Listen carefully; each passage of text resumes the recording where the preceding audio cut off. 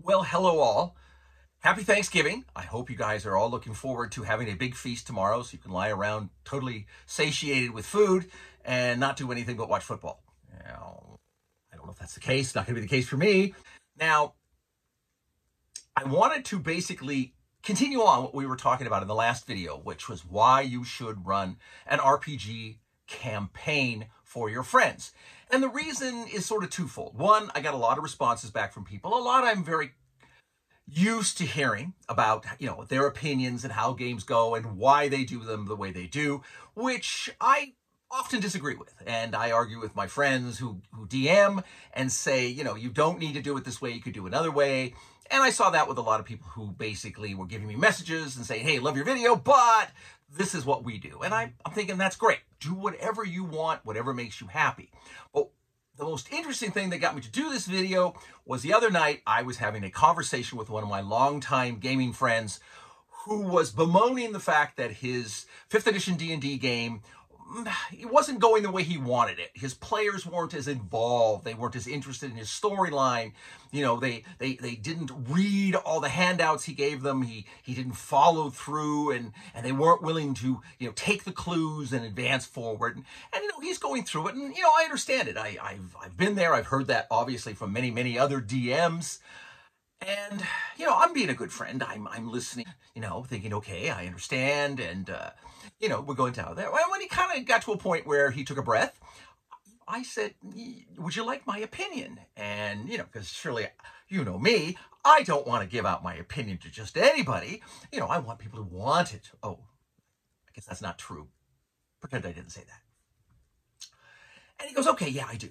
And I started to tell him what I thought were shortcomings in what he was doing. And he immediately did what most people do. They come back and say, well, I'm doing this because I want this, and I'm doing that because I want this, and I want the game to be this way, and I want the players to become involved with the storyline, not with the bitch and magical items I give them, because I wanted it to sort of be low magic and kind of a grind. All of it understandable. I mean, I've heard it, I've seen it, I've done it. But I said, okay, there's a point here, and I don't think you're getting what I'm saying. And he's like, well, no, you understand. You're not happy because you didn't get cool magical items or something. And I said, that's true. I said, in a way. But I said, there's nothing you can give me that's going to impress me based upon the fact that I've already saved the world 20 times, fought off the greatest monsters in the world, stood at the bridge saying, thou shalt not pass, and all the other things you do in these great adventures over the almost 5 decades I've been playing and running games. You keep telling me what you want out of your game.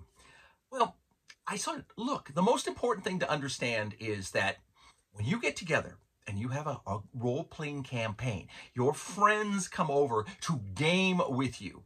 Maybe once a week, maybe every other week, maybe if you're young and you're going to college, maybe every 3rd day, however it is for you. Or if they're playing on Zoom, which, I don't prefer as much because it doesn't build that friendship bond like having them there in person. Like we have a new guy who got into our game and we really like him. And he got into the game because he was listening to my writing partner, Steve, and his son talking over a lunch about our D9 games. And he's like, you're talking about like D&D? And he goes, well, no, it's our own system, but whatever. And he goes, can I play? And it's like, he said, I'm new in town, and I don't have a group. I really miss gaming. Any chance I could come join your group? Well, he joined our group. He's thusly now migrated into a secondary group run by Mark. So now he's in 2 of our gaming groups. One is my D9 game. The other is a 5th edition D&D game. But he comes and plays every time. And he's now becoming a friend. We all like him. I talk to him about work, what he's doing. I find out things about his personal life. And that got me thinking about the whole situation that's true. You have to, as a DM, provide the game that your friends, or soon to be hopefully friends, want to play. Now, in 5th edition D&D, my problem is that it's really, really, really controlled. You're in a big, well-controlled box. And it's very hard to advance. So what players do to impress themselves and hopefully for their friends and make their characters potent and powerful is they put all the min-max combos together that they have researched out to basically produce the mega powerful character. And in the campaign I'm playing, in Mark's game, we had that issue. I mean, it was like, if the monsters could survive the first round, then we knew we had a problem. It was those things that, the wizards would lay down like 3 giant fireballs in the same area so that nothing could survive. And if there wasn't anything that survived, the few meleeers that we had would kind of go in and mop them up. And if they couldn't, well, now we had a battle. And I said, but I'm not looking to impress you with my knowledge of 5th edition. I mean, I have knowledge of 0 and, AD&D and 1st edition, 2nd edition, 3rd edition, 4th edition, 3E, 3.5, all the stuff they produced. 5th edition, of course.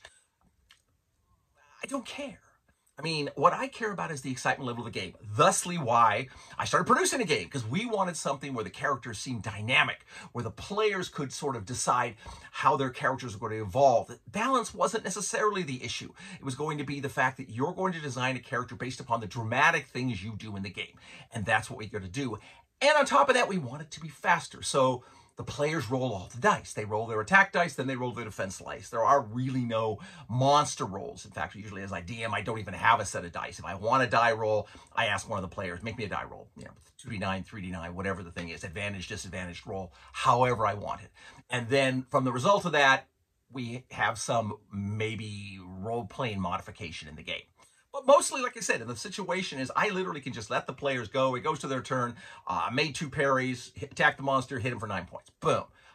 That's about how long an experienced player who knows what they're doing would take in a round. And then they have it. It's all set up. So theoretically, even the characters can almost run their stuff simultaneously, which would really speed up the game.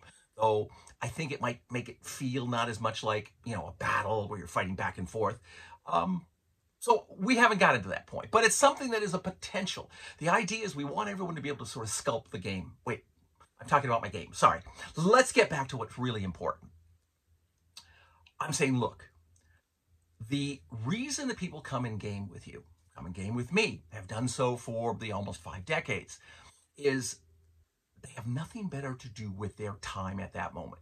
Now, that sounds bad. Maybe I should rephrase it to say, it is to give players something that is more fun than anything else they can do.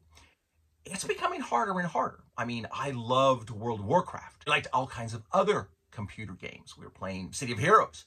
Played it for years. I liked various Star Wars games. They were great MMOs, and they were fun because you got your players in them, and even players that were obviously no longer geographically desirable were able to get together and we could all game together. But that was at least something we could do. But that's not the same as being at a table.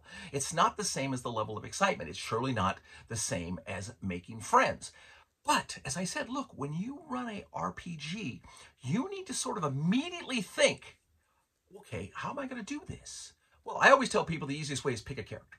Pick the weakest, least experienced player character in the group that you may not know, and you say, hey, what do you want to do? Well, I want to do A and B and C, and usually it's not very tough, or they'll come up with something really weird, and you say, okay, let's try that. And you let all the other experienced players who know you sort of support that item. Now, they're not always helpful. Sometimes, they still are on their own motivation, but it usually works out for the DM. The other thing, too, is push the story. But more importantly, not the story you want. The story is what the players want. And I think I've said that. But this is something that I know does not always resonate. When you play modules, you get used to the fact that here's the story, you do your thing, and then at the end you get your reward, and we move to the next story or the next module in the campaign. My friend Craig did a great job of sort of reskinning a campaign and running it and making it into his own. And he ran through the whole thing. It was we used milestone XP, so it was easy and fast. And we played, I don't know, 5 books or whatever this thing had, and it was really good. And he was able to get enough confidence in it to let me do my thing, which was to essentially politically take over the city, and to come up with my own machinations and expecting that any moment the demons are going to suck me into hell or something bad was going to happen. But, he kind of let it go, and we figured in maybe future adventures he'd work off of that. But I understand the level of confidence, and I understand as you're sitting there listening to me, you're saying, yeah, big deal. You've done this for 50 years. I mean, you more likely can do it in your sleep. Likely true. In fact, Unfortunately, sometimes I think I do. But I think the point is to stop as a game master, especially as you're starting the campaign, and give people an opportunity to sort of constantly be updating what your game does. Do what they want. They want to go in and they fight monsters, and I've mentioned this in different formats, but it's more important than anything because you don't know. I mean, this person might be worried about losing their job, or they got divorced, or, they're lonely at home because they're tired of just sitting there not seeing anybody, over the COVID lockdowns and stuff. I mean, they want to get out there and have some connection with a person and make friends. It's easy to make friends around a heroic gaming game situation going like, role playing. That's why I've loved role playing all my life. It's a way of feeling super satisfied that you were able to do something heroic when you might be just like, well, myself, sort of kind of just the old nebbish box salesman. But that's different people are going to have different motivations. So let them play on their motivations. I'm playing testing my game. My friend Mark was running an ultra role-playing character, essentially a pacifist. A sort of pacifist healer who doesn't want to fight, just wants to try to negotiate with monsters to get them to stop fighting and be friendly. Well, it doesn't really work in a large group of maybe 8 or 9 players when they're literally opening fire on the monsters before he has a chance to discuss the peace agenda with them. But that's going to be your dilemma constantly as a DM. But you want to listen more than anything else. Run games that are going to be curated for the players. I said that in my last video, but that's the point. I want my players to, at the end of the night, you've done great. When you might get up and you're packing up your stuff, and they're not saying, oh, that was great, that was awesome. They do that because they want to obviously feedback that they were happy with the game. But really what happens is they start to get together and say, well, we got to do this. We got to do that. Well, how are we going to do next week? And then suddenly you're watching the stream during the week of, oh, how about we do this and we do that? And eventually somewhere down there the day before the game, they'll say, hey, can we do this? Or whatever. And that's what you want to focus on, because it's got to be something that is important to them. More important than sitting home and playing Baldur's Gate 3. I mean, these are the things I always can sort of feel in the world when suddenly a game like that comes out, and you can see the energy kind of get sucked out of the role-playing community, because so many people are like, well, I'm just going to sit home for the next 3 months and play this game every way that I possibly can and enjoy it. And I'm doing the same. I mean, I'm playing it, but I don't have quite as much time, so I played a little bit, and then I'm kind of waiting, and, it's fun. But I don't lose the fact that every time I sit down and play Terraforming Mars Solitary on my Steam, because it's a solitary game for 5 players, I'm not doing what I want to do. I'm not writing content. I'm not out there meeting people, new people. I'm not out there producing a game for my friends. I'm not out there doing something that is more valuable to me, and then by extension, more valuable to the other people out there who have access to my stuff. So, we'll see how it's all going to go. I'm about to write a bio, which is going to be really easy, something because are all ready to do the Kickstart, and they're supposed to have all these things, and it's like, okay, sure, we'll do this. I have no idea where this is going to go. It could kick or could not. But then as I told my partner, I said, look, if it doesn't kick, we can do other things and look at it and see how it goes. It's only if people don't care that it becomes, an issue for us to contend with. But that's it. It is really a matter of you building your friends. I cannot tell you how sad I am all the time that I do not see my friend Matt Coville in a game, once a week or once every other week. That I don't see my friend Dawn and Hawthorne and Maria Hawthorne in my game every week. Rich and Susan come and play, but they do it on Zoom, which to me is not the same. I mean, Zoom is like, hi, we're sick and we're staying home because, whatever. We can't get there, or we don't want to get there. But then after a while, that comfort level kicks in with people, and they're just like, well, I'll just Zoom in, because then I can sit at home in my underwear and drink tea and have my dog. And I'm happy with that. And I understand it. I've been there and I've done it. I'm in some games on Zoom, so hopefully I'm able to stay awake and play. As you get older, you'll understand. But it's important for me, when I'm talking to you, to make that connection. I have a couple people I talk to because they've shared with me things that are substantially more personal in their real lives than just gaming. And, now I have an affinity with them. Now, I've never met them. I've only talked to them back and forth on videos. I've given them some miniatures, or I said thank you and painted some stuff for them or whatever. But that's a modern friendship. I kind of think it not the greatest, but I keep saying, hey, when you're going to come down here to Southern California, you let me know. We'll get together for at least coffee, if nothing else. I'll take you around and show you stuff and whatnot. Or you can come down and get into a game, which is always what I hope. But this is what I really want you to get. I want you to have the experience that I think a lot of you have not had, that I had and loved, and why I fell in love with this game, and why I play it and still play it as an old man and enjoy it every time. And, go to a con. Go to a con and ask to get in people's games. Can I come over and play with you? Oh, I live in the San Fernando Valley. Ick. But, is it worth a 45-minute drive to maybe we have some new friends? You go play once, hey, you like them. You play twice, you really like them. Now it's like, okay, maybe it's worth it.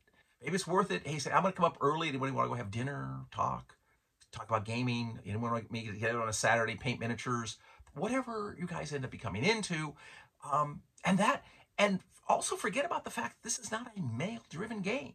I mean, I don't understand how nearly half of your groups are not filled up with women. Where the females fell off the wagon and didn't get picked up and thrown back in to continue on in this saga of heroic adventures, I don't know. Most of my groups, the ones I've played with back from the 70s, they were at least 50% female. If not, the difference was very, very minor. Normally it was easy, and we're seeming to be able to get groups now. In fact, my friend Steve is running an all-girl adventure group. So it was his wife and his wife's friends and all these girlfriends who really wanted to play. The wife was like, I don't really want to play. But they're like, she doesn't have any say in the matter now. It's like, we want to play, boom. And now Steve's running adventures for them, and they're loving it. And they have a token guy, some token brother, husband, some, whatever. He's there. But I think it's good to realize that everybody wants the same thing. It's fun. It's the fact that this was way more fun than me sitting at home and watching, Netflix. And that's harder because obviously in the 70s, it was a matter of sitting home and watching reruns of Adam 12. So it's a different dynamic. I understand that. But it's something that I think you should strive for. Make your games interesting and fun, and nothing else, sit down and say, what is it you guys, this is what I'm saying, this is what I'm doing. In my Albion game, I'm running it, I'm constantly listening for the feedback of what are you saying? What do you think's happening?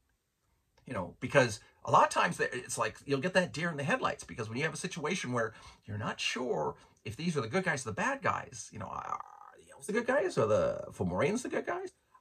I don't know. Maybe everybody's a bad guy.